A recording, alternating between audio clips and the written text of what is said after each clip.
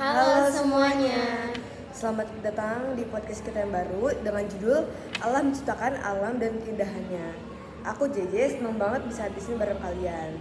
Aku excited banget buat ngobrolin topik yang luar biasa ini. Siapa sih yang gak kagum sama keindahan alam ciptaan Tuhan? Aku juga yakin banget kita bakal dapat banyak pelajaran berharga dari sini. Yuk kita mulai.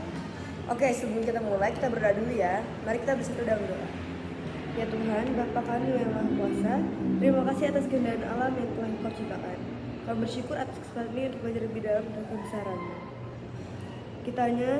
Kiranya Roh Kudus-Mu menyertai kami dalam percakapan ini. Dan semoga setiap kata kami ucapkan dan memakan nama-Mu. Dalam nama Tuhan Yesus Kristus kami berdoa. Amin. Nah guys, tujuan podcast kita kali ini adalah untuk mengakui keajaiban kuasa Allah sebagai pencipta alam semesta dan segenap isinya. Kita juga mau mengakui keindahan alam ciptaan Tuhan, menyadari pentingnya menjaga keindahan alam, dan menilai peran kita dalam menjaga alam. Betul banget, Pam.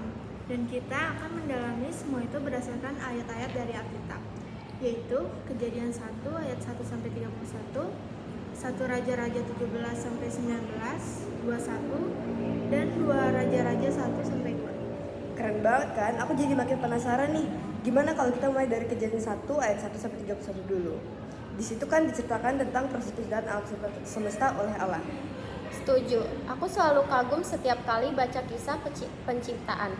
Bayangin aja, dengan firman-Nya, Allah menciptakan langit, bumi, laut, tumbuhan, hewan, dan manusia itu semua luar biasa banget. Iya, dan setiap ciptaannya itu sempurna. Allah melihat bahwa semuanya itu baik. Itu menunjukkan betapa detailnya dan telitinya Allah dalam menciptakan alam semesta ini. Bener banget. Terus kalau kita lihat keindahan alam sekarang, itu juga bukti nyata dari kebesaran Allah. Misalnya, pemandangan matahari terbit atau terbenam. Nah, gunung-gunung menjulang yang tinggi juga, atau laut yang luas. Itu semua bikin kita takjub. Aku setuju banget JJ.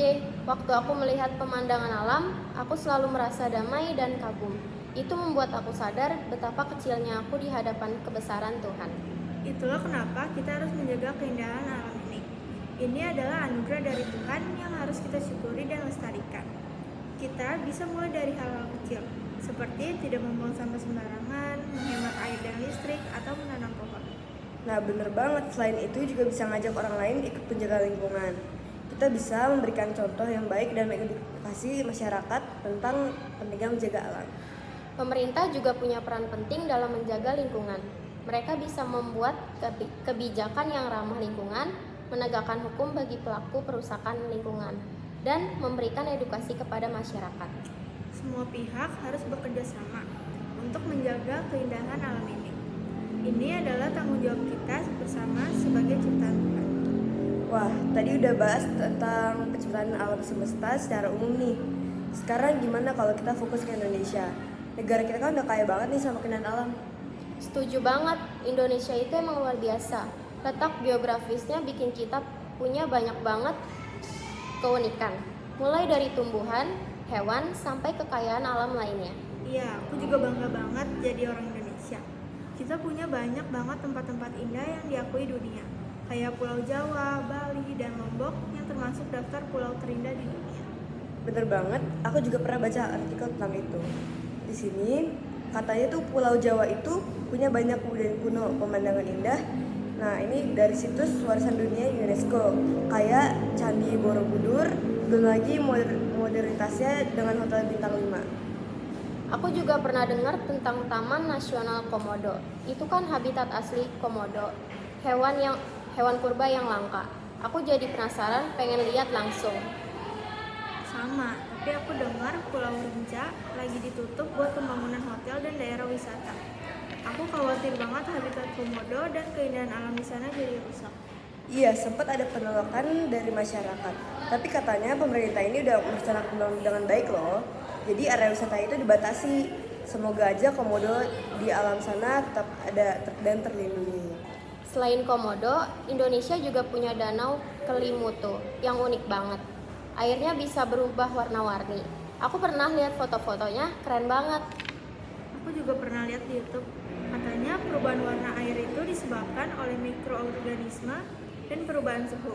Tapi ada juga legenda yang menjelaskan perubahan warna air itu.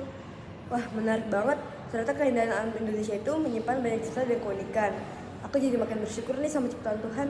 Iya, kita juga punya banyak tempat indah lainnya kayak Bunaken, Danau Toba, Pulau Nias, Raja Ampat, dan lain-lain. Setiap pulau Indonesia pasti punya keindahannya masing-masing. Betul banget. Kita sebagai orang Indonesia harus bangga dan menjaga keindahan alam ini. Kita bisa mulai dari hal-hal kecil, seperti tidak membuang sampah sembarangan dan menjaga kebersihan lingkungan. Nah, selain itu, kita juga bisa belajar nih tentang prosesnya terjadi keindahan alam, seperti wester, air terjun, gunung berapi, dan lain-lain. Dengan begitu kita bisa menghargai ciptaan Tuhan. Setuju, kita juga bisa menuliskan pengalaman kita saat mengunjungi tempat-tempat indah. Itu bisa jadi ungkapan syukur kita kepada Tuhan. Ide bagus. Kita bisa menulis puisi, lagu, doa, atau bahkan menggambar dan memotret keindahan alam. Itu bisa jadi cara kita untuk memuliakan nama Tuhan. Nah, tadi kan udah ngobrol tentang keindahan alam Indonesia nih. Sekarang kita masuk lebih dalam lagi ke dasar teologi yuk. Kita mulai dari kitab Kejadian 1 ayat 1 sampai 31. Siap, kitab Kejadian itu emang luar biasa. Aku suka banget sama kisah penciptaan di sana. Tapi aku pernah dengar ada yang bilang kalau itu buku geologi. Benar nggak sih? Enggak, Pam. Kitab Kejadian itu bukan buku geologi. Tujuan utamanya bukan buat ngejelasin proses terjadinya dunia secara ilmiah, tapi buat nunjukin siapa yang ada di balik semua ciptaan itu. Nah, betul banget Lau. Kitab Kejadian itu mau mengubah anggapan orang-orang zaman dulu yang anggap matahari, bulan, bintang itu dewa-dewa. Padahal semuanya itu ciptaan Tuhan. Oh gitu ya. Terus aku pernah perhatiin di kitab Kejadian itu sering banget muncul kata baik. Itu maksudnya apa? Kata baik itu nunjukin kalau setiap ciptaan Tuhan itu sempurna, gak ada yang gagal. Tuhan itu maha pencipta yang luar biasa. Iya, dan proses penciptaan itu teratur dan sistematis. Tuhan nyiptain tempatnya dulu, baru isinya.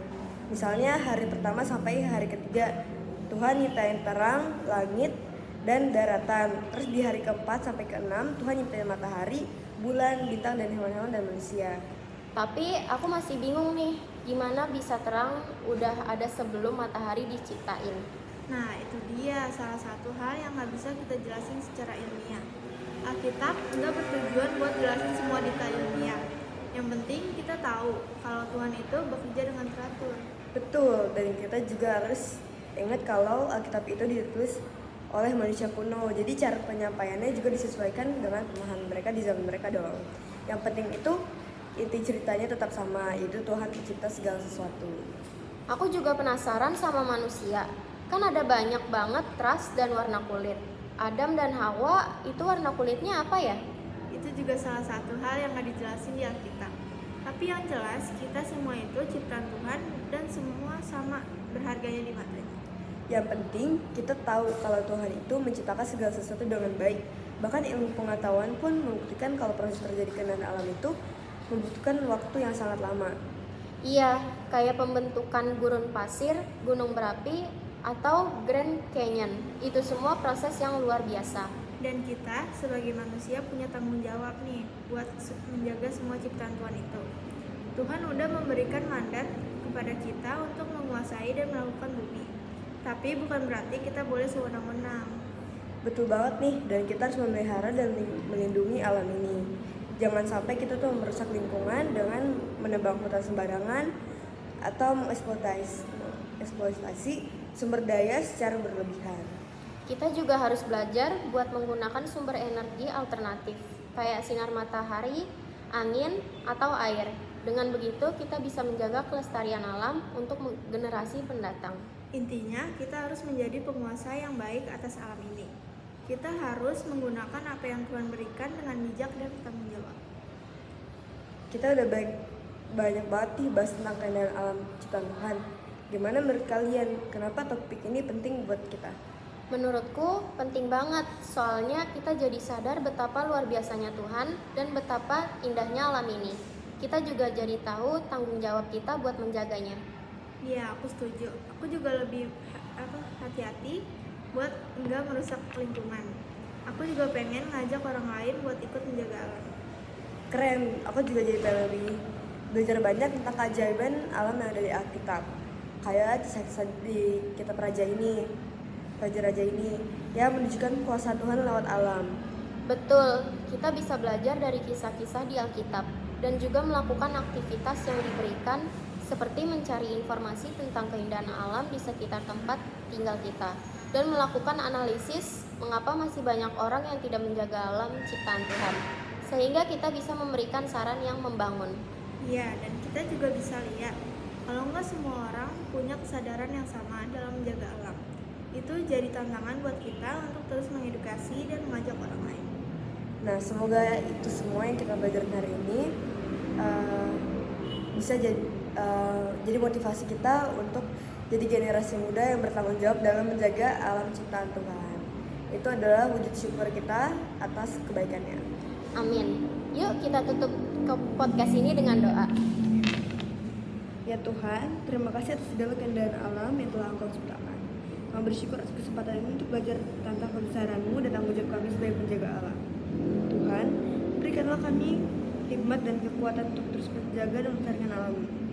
Semoga setiap tindakan kami mencerminkan kasih kami kepadamu dan kepada sesama. Dalam nama Yesus Kristus kami berdoa. Amin.